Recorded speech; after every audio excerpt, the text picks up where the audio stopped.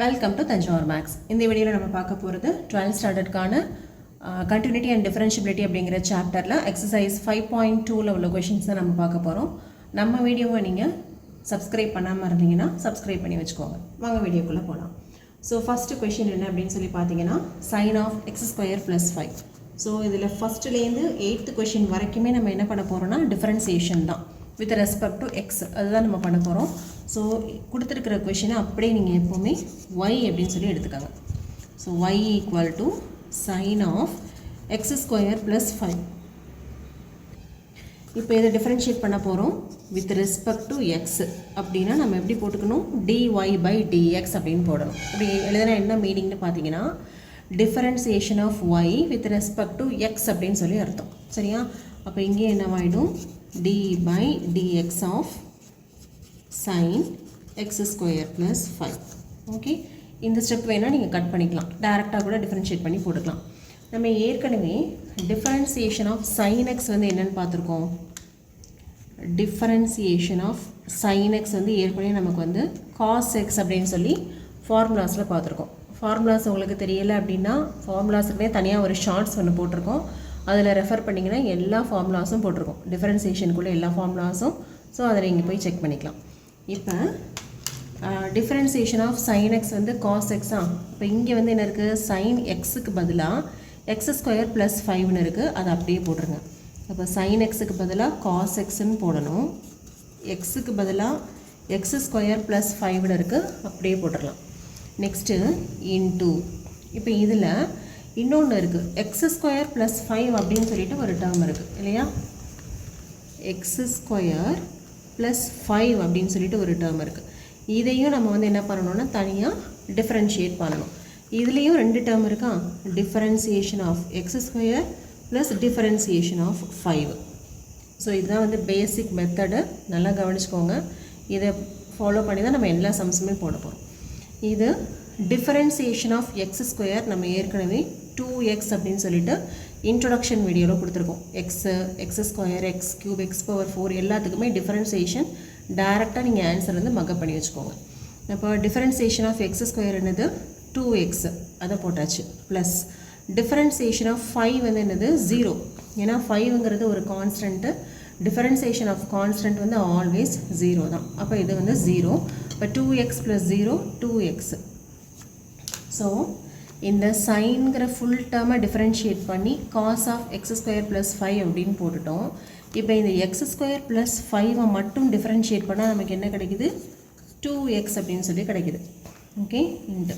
So இப்போ answer வந்து என்ன வந்துருச்சு, 2x cos of x square plus 5. இதுதான் நமக்கு தேவையான ஆன்சர். ஓகே, ரொம்ப சிம்பிள்.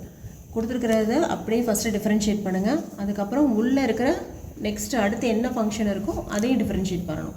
ஆனால் இந்த இடத்துல என்னென்னா இந்த உள்ளார உள்ள டேர்மை டிஃபரன்ஷியேட் பண்ணி மல்டிப்ளிகேஷன் தான் போடணும், மறந்து கூட நீங்கள் அடிஷனில் போட்டுறாதீங்க. Okay, next second question.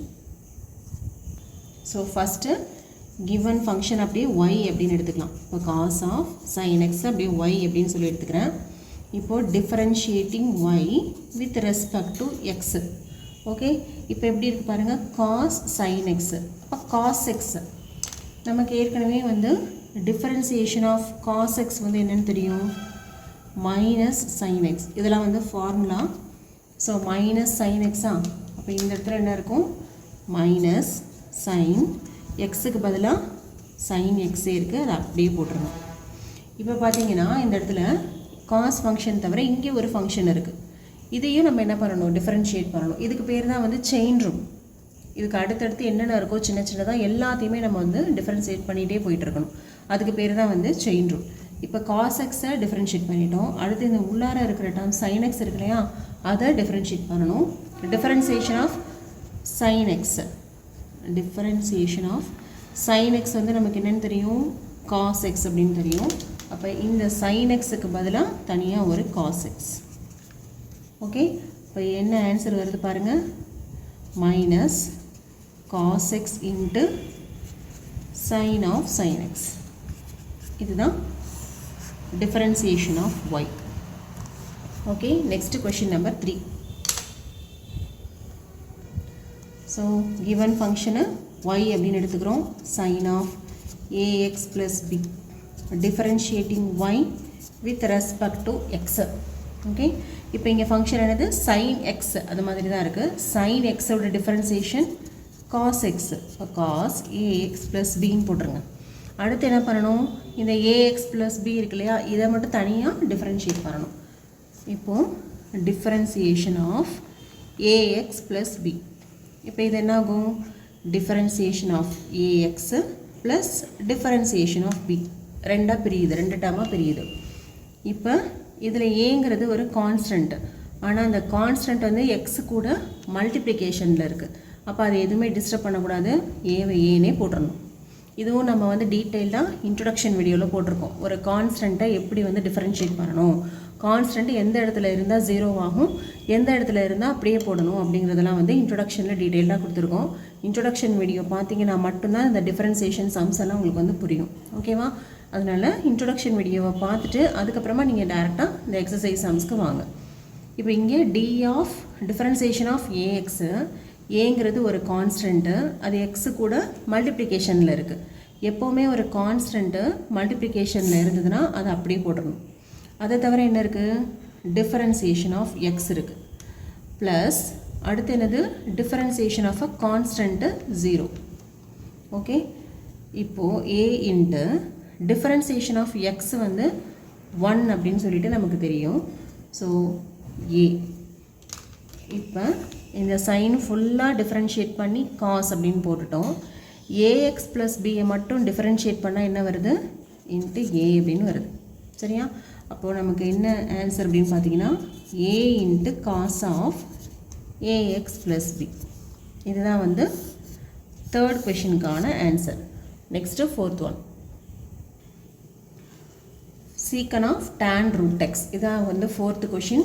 So அப்படியே நம்ம வந்து y அப்படின்னு சொல்லி எடுத்துக்கிறோம். இப்போ இதில் வந்து 3 டிஃபரன்சியேஷன் இருக்குது. ஃபஸ்ட்டு பார்த்தீங்கன்னா இந்த secant, okay, differentiation of secant x வந்து என்ன அப்படின்னா, differentiation of secant x is equal to secant x into tan x. சரியா, இங்கே எக்ஸுங்கிறது எதுனா ஃபுல்லாக இந்த tan root x தான் இங்கே இதோட எக்ஸு. ஓகே, அடுத்தது என்னென்னா டிஃபரன்சியேஷன் ஆஃப் tan x இருக்குது. நெக்ஸ்ட்டு tan அப்படின்னு சொல்லிட்டு இங்கே அதுக்கு ஒரு differentiation. So differentiation of tan xும் நமக்கு தெரியணும். Differentiation of tan x equal to secant square x. Okay, next இங்கே ரூட் எக்ஸ்னு ஒரு ஃபங்க்ஷன் இருக்குது, அதையும் தனியாக நம்ம டிஃபரன்ஷியேட் பண்ணணும். இந்த மாதிரி தொடர்ந்து நம்ம அடுத்தடுத்து டிஃபரன்ஷியேட் பண்ணிக்கிட்டே இருக்கோம் இல்லையா, இதுக்கு பேர் தான் வந்து செயின் ரூல் அப்படின்னு சொல்கிறது. ஓகே, எத்தனை ஃபங்க்ஷன் இருக்கோ அத்தனை ஃபங்க்ஷனுக்கும் தனித்தனியாக டிஃபரன்சியேஷன் போட்டு எல்லாத்தையும் மல்டிப்ளிகேஷனில் கொடுக்கணும். அடிஷன் போட்டுறாதீங்க, மல்டிப்ளிகேஷன் மட்டும்தான் யூஸ் பண்ணணும். ஸோ டிஃபரன்சியேஷன் ஆஃப் ரூட் எக்ஸும் நமக்கு தெரியணும். டிஃபரன்சியேஷன் ஆஃப் ரூட் எக்ஸ்னால் ஒன்றும் கிடையாது, எக்ஸ், அதாவது ரூட் எக்ஸ்னால் எப்படி எழுதலாம், எக்ஸ் பவர் 1/2 அப்படின்னு எழுதலாமா. ஏற்கனவே டிஃபரன்சியேஷன் ஆஃப் எக்ஸ் பவர் எண்ணுக்கு ஒரு ஃபார்முலா படிச்சிருப்போம், n into X power n minus 1 அப்படின்னு சொல்லிட்டு. இங்கே என்னோட வேல்யூ என்னது 1/2. இப்போ 1/2 எக்ஸ் பவர் 1/2 மைனஸ் 1. இப்போது 1/2 எக்ஸ் பவர் 1/2 மைனஸ் 1னா மைனஸ் 1/2 தான். சரியா, this is equal to 1/2 X power 1/2. ஏன்னா மேலே வந்து மைனஸ் 1/2ன்னு இருக்கும்போது டினாமினேட்டருக்கு போகும்போது ப்ளஸ் ஆயிரும் இல்லையா. இப்போது 1/2 எக்ஸ் பவர் 1/2 ரூட் எக்ஸ் அப்படின்னு எழுதலாம். இதுதான் வந்து என்னது, டிஃபரன்சியேஷன் ஆஃப் ரூட் எக்ஸ். இப்போ இது இவ்வளவும் தெரிஞ்சால் தான் நம்மளால் இந்த டிஃபரன்சியேஷனை போட முடியும். ஓகே, ஸோ ஃபஸ்ட்டு இப்போ நம்ம ஸ்டெப் பை ஸ்டெப்பாக ஒன்று ஒன்றா போடலாம். முதல்ல நம்ம எதை டிஃபரன்ஷியேட் பண்ண போகிறோம், differentiating with respect to x. சரியா, ஃபஸ்ட்டு டேர்ம் என்ன அப்படின்னு பார்த்தீங்கன்னா சீக்கண்ட் எக்ஸ். இப்போ இது ஃபுல்லாகவே எக்ஸு தான். அப்போ எக்ஸுக்கு இருக்கிற பிளேஸில் இந்த tan root xங்கிறத கண்டிப்பாக போட்டுடணும். இப்போ ஃபஸ்ட்டு சீக்கண்ட் எக்ஸோட டிஃபரன்சியேஷன் பாருங்கள், சீக்கண்ட் எக்ஸ் tan x. அப்போது சீக்கண்ட் எக்ஸுக்கு பதிலாக tan root x into secant x tan x. அப்போ tan எக்ஸுக்கு பதிலாக tan root x இன்ட்டு, ஏன்னா இன்னும் நமக்கு வந்து முடியலை, கண்டினியூ ஆகுது. இது பேர் தான் வந்து செயின் ரூல். உங்களுக்கு புரியறதுக்காக அடுத்த ஃபங்க்ஷனோட டிஃபரன்சியேஷனை நான் வேறு ஒரு கலரில் போட்டு காட்டுறேன். இப்போ அடுத்து என்ன ஃபங்க்ஷன் இருக்குது? tan ஃபங்க்ஷன் இருக்குது. ஓகே, tan x ஒரு டிஃபரன்சியேஷன் சீக்கன் ஸ்கொயர் எக்ஸு. இப்போ சீக்கன் ஸ்கொயர் எக்ஸுக்கு பதிலாக இங்கே என்ன இருக்குது? ரூட் எக்ஸ் இருக்குது. அப்போ ரூட் எக்ஸ் தான் போடணும். சரியா? நெக்ஸ்ட்டு மூணாவது என்ன இருக்குது? ரூட் எக்ஸ்ன்னு சொல்லிட்டு இங்கே ஒரு டேர்ம் இருக்குது. டிஃபரன்சியேஷன் ஆஃப் ரூட் எக்ஸ் என்னென்னு பார்த்தோம். டிஃபரன்சியேஷன் ஆஃப் ரூட் எக்ஸ் வந்து என்னென்னு பார்த்துருக்கோம். இப்போ 1/2 ரூட் எக்ஸ். இதையும் நீங்கள் வந்து மைண்டில் வச்சுக்கலாம். ஏன்னா ரூட் எக்ஸும் அடிக்கடி வரக்கூடிய ஒரு ஃபங்க்ஷன் தான். அப்போது டிஃபரன்சியேஷன் ஆஃப் ரூட் எக்ஸுக்கு பதிலாக 1/2 root x, 1/2 root x. So இப்போ தான் நம்ம வந்து டிஃபரன்சியேஷனை ஃபுல்லாக முடிச்சிருக்கோம். இதுக்கப்புறம் இதை அப்படியே வந்து ஒரு ஃபார்மேஷனில் ஆன்சர் எழுதிட வேண்டியது தான். இப்போ என்னென்ன இருக்குது பாருங்கள். 2 ரூட் எக்ஸ் மட்டும்தான் டினாமினேட்டரில் இருக்குது, மற்ற எல்லாமே வந்து நியூமரேட்டரில் தான் இருக்குது. சரியா? இப்போ இந்த சீக்கண்ட் ஸ்கொயர் இந்த சீக்கண்ட்லாம் நீங்கள் வந்து மல்டிப்ளை பண்ண முடியாது. ஏன்னு சொன்னால் இதில் சீக்கண்ட் ரூட் எக்ஸ் இருக்குது, இதில் சீக்கண்ட் tan ரூட் எக்ஸ் இருக்குது. ஸோ அப்படியே மல்டிப்ளிகேஷனில் ஆன்சர் எழுத வேண்டியது தான். கீழே வந்து என்ன இருக்குது? 2 ரூட் எக்ஸுங்கிறது தான் டினாமினேட்டர். இப்போ நியூமரேட்டரில் என்னென்ன இருக்குது பாருங்கள். Secant square root x into secant of tan root x into tan of tan root x. ஓகே, இதுதான் நமக்கு தேவையான ஆன்சர். ஸோ இதோட இந்த வீடியோ வந்து கம்ப்ளீட் ஆகுது. கொஷின் நம்பர் 5லேருந்து நம்ம நெக்ஸ்ட் வீடியோவில் பார்க்கலாம். நம்ம சேனல் உங்களுக்கு பிடிச்சிருந்ததுன்னா லைக் பண்ணுங்கள், ஷேர் பண்ணுங்கள். தேங்க்யூ ஃபார் வாட்சிங்.